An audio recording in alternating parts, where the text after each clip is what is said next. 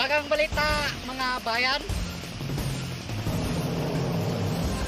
Dito tayo sa Cambuayon, Pakuag, Surigao del Norte. Bayan, nandito po tayo ngayon kasi may nire-rape na babae.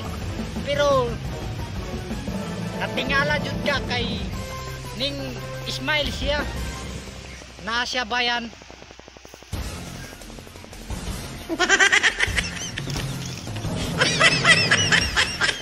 Ano isip niya bayan? Mura man ni siya og girip na nalipay pa og nagmahay. Kuliraway lami.